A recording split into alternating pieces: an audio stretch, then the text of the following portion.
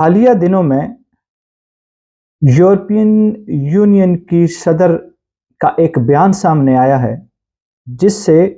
China اور European union کی تجارتی جنگ جو کچھ عرصہ پہلے شروع ہوئی تھی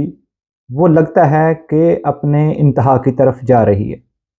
آج ہم اس پہ بات کریں گے۔ میں ہوں محمد اشفاق اور آپ دیکھ رہے ہیں لائف سائیکل۔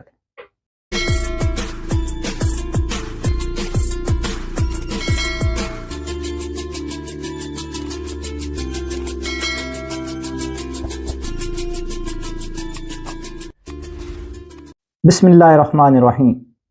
الصلاۃ والسلام علی اشرف الانبیاء والمرسلین نبینا محمد وعلی آلہ وصحبہ اجمعین۔ حال ہی میں یورپین یونین کی صدر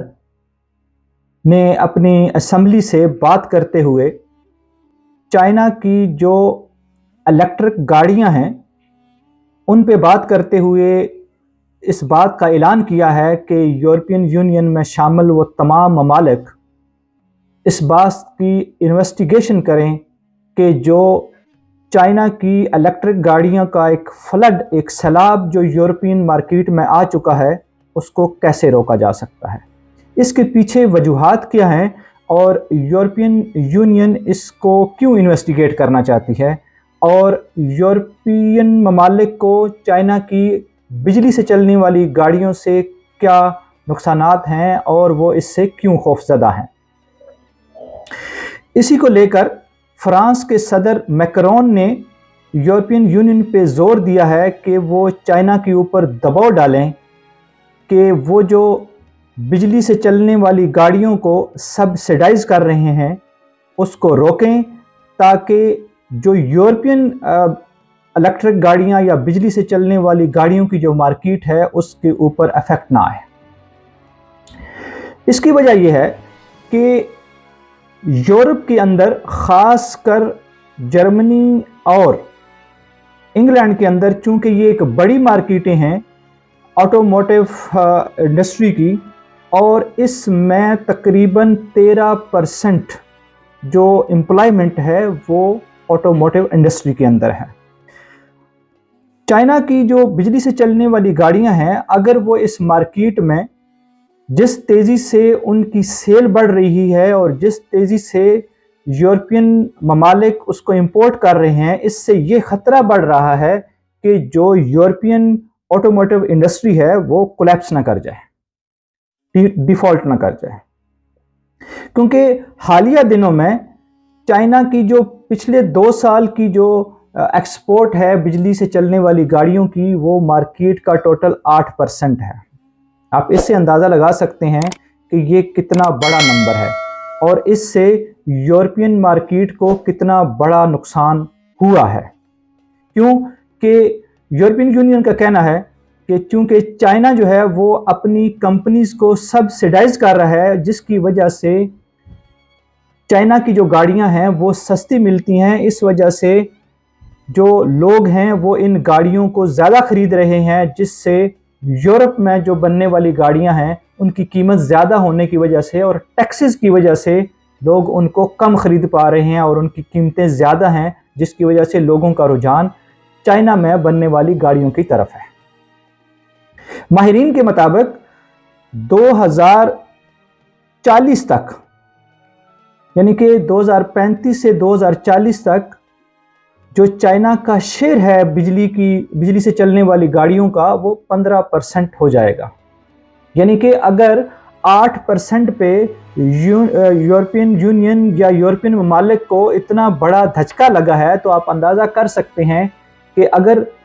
چائنا 15% اس مارکیٹ کا کور کر لیتا ہے تو اس میں یورپین جو کمپنیاں ہیں ان کو کتنا بڑا دھچکا لگنے والا ہے۔ 2018 تک ٹویوٹا سب سے بڑی کمپنی تھی جو دنیا میں گاڑیاں بناتی تھی، اس کے بعد جرمن جو کمپنیاں ہیں وہ سب سے زیادہ گاڑیاں بناتی تھی۔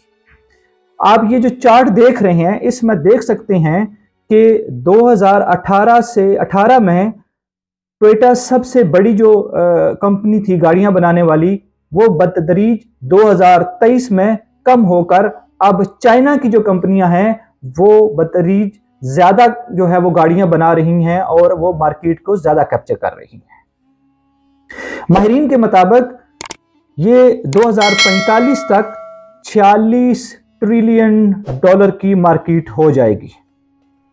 इससे आप अंदाज़ा कर सकते हैं कि जो यूरोपियन कंपनियां हैं वो इसको लेकर कितनी एग्रेसिव हैं। यही वो वजह है कि जिसकी वजह से यूरोपियन यूनियन की जो सदर है उसको ये बयान देना पड़ा कि हम इस जो इंपोर्ट है चाइना की गाड़ियों की यूरोप के अंदर उसको किस तरह से कट ऑफ कर सकते हैं, किस तरह से कम कर सकते हैं। और उन्होंने इसी वजह से एक इन्वेस्टिगेशन लॉन्च की है कि इसके पीछे क्या वजूहात हैं कि चाइना की गाड़ियां इतनी ज़्यादा तादाद में यूरोप के अंदर आ रही हैं और उससे हमारी इंडस्ट्री को बहुत बड़ा नुकसान हो रहा है और होने वाला है। क्योंकि अगर यूरोप के अंदर ऑटोमोटिव इंडस्ट्री को नुकसान पहुंचता है तो जो जैसा मैंने कहा कि 13% जो एम्प्लॉयमेंट है वो ऑटोमोटिव इंडस्ट्री के अंदर है, और अगर उससे यूरोपियन ममालिक की कंपनियों को नुकसान होता है तो कितनी ज़्यादा रेशो हो जाएगी बेरोज़गारी की, अनएम्प्लॉयमेंट की। मगर इसमें जो यूरोपियन सरमायाकार हैं और कार इंपोर्ट करने वाले लोग हैं और इवन के टेस्ला भी, क्योंकि टेस्ला का एक प्लांट जो है वो चाइना के अंदर है जिसका उसको बहुत ज़्यादा फ़ायदा मिल रहा है, क्योंकि वहाँ की जो टैक्सेस हैं या लेबर कॉस्ट है या कंपोनेंट्स हैं, क्योंकि चाइना के अंदर सबसे बड़ा वो इलेक्ट्रिक बैटरियां भी प्रोड्यूस करने वाला मुल्क बन रहा है। यही वजह है कि आने वाले दिनों में चाइना की जो बिजली से चलने वाली गाड़ियां हैं वो सस्ती होंगी, जिसका मुकाबला यूरोप में या यूरोपियन ममालिक में बनने वाली गाड़ियां नहीं कर पाएंगी, जिसकी वजह से यहाँ की इंडस्ट्री के बैठने का या डिफ़ॉल्ट होने का ख़तरा है और उससे अनएम्प्लॉयमेंट बढ़ने का ख़तरा है। देखते हैं, क्योंकि गुज़श्ता कुछ सालों में जब अमेरिका में स्टील की कीमतें बढ़ रही थीं और चाइनी एक्सपोर्टरों ने जब स्टील का जो बिज़नेस है और स्टील का जो एक्सपोर्ट है वो अमेरिका के अंदर बढ़ाई, तो उससे अमेरिका के अंदर स्टील की इंडस्ट्री को बहुत बड़ा लॉस हुआ और स्टील की कीमतें गिर गईं जो मुसलसल बढ़ रही थी। ये वो वजूहात हैं कि उनके लिए इकॉनमी को संभालना मुश्किल हो रहा है अंदरूनी तौर पे, क्योंकि उनकी जो इंपोर्ट है वो बढ़ रही है और एक्सपोर्ट कम हो रही है, क्योंकि यूरोपियन ममालिक और अमेरिका समेत वो सारे ममालिक क्योंकि ऑटोमोटिव इंडस्ट्री के अंदर बहुत बड़ा शेयर रखते हैं और उसकी एक्सपोर्ट से और टेक्नोलॉजी के एक्सपोर्ट से वो अपनी इकॉनमी को सहारा दिए हुए थे, जिसे आहिस्ता आहिस्ता चाइना रिप्लेस कर रहा है। यही वो वजूहात हैं कि यूरोपियन ममालिक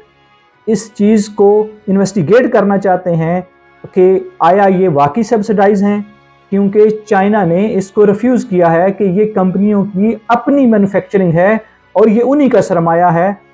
लेकिन इसमें इन्वेस्टिगेशन क्या कहती है ये आने वाला वक्त बताएगा, मगर ये भी हकीकत है क्योंकि चाइना बिजली की बैटरियां बनाने वाला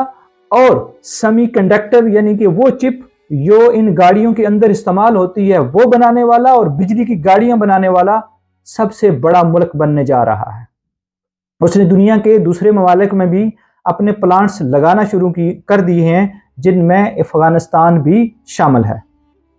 इसको लेकर यूरोपियन यूनियन एक बहुत बड़ा इत्तेहाद बना रही है कि वो इस फ्लडेड मार्केट को जो चाइना की तरफ से सैलाब की सूरत में आ रहा है उसको किस तरह से काउंटर कर सकती है। देखते हैं कि यूरोपियन यूनियन इसमें क्या हिकमत अमली बनाते हैं। अल्लाह ताला मेरा और आप सबका हामी नासर हो।